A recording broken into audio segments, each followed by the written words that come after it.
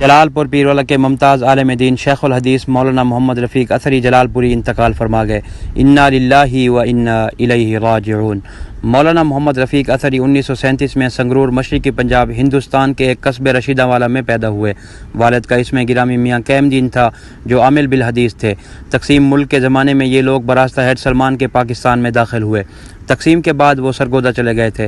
نومبر 1947 میں محمد رفیق اثری جلالپور پیروالا میں آئے تو دارالحدیث محمدیہ جلالپور پیروالا کی ابتدائی شاخ مدرسہ سبل السلام براکی والا سے انہوں نے پرائمری پاس کی۔ 2 سال بعد 1949 میں دارالحدیث محمدیہ میں داخل ہوئے اور 1956 میں وہاں سے سند فراغت حاصل کی۔ دارالحدیث محمدیہ میں انہوں نے حضرت مولانا سلطان محمود، مولانا عبدالرحیم عارف، مولانا عبدالحمید، مولانا عبداللہ مظفر گڑھی، مولانا عبدالقادر مہند، مولانا محمد قاسم شاہ اور حافظ خوشی محمد سے حصول علم کیا۔ بعد ازاں دارالعلوم تقویت الاسلام لاہور کا رخ کیا۔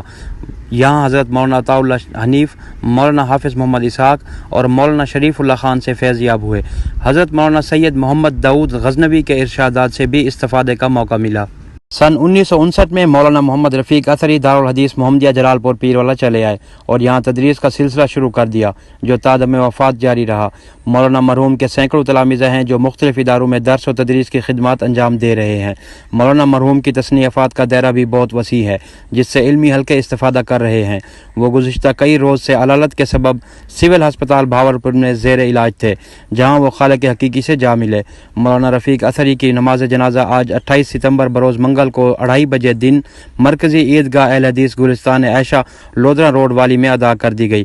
جنازہ میں ہزاروں کی تعداد میں علماء، سیاسی اور سماجی لوگوں نے کثیر تعداد میں شرکت کی۔ جنازہ کے بعد شیخ الاسلام استاد العلماء حضرت محمد رفیق اثری کو ان کے آبائی قبرستان چوک زہر پیر میں سپرد خاک کر دیا گیا۔ کیمرہ مین لطیف عباس کے ساتھ حسنین بلوچ، پرائم نیوز، جلالپور پیروالا۔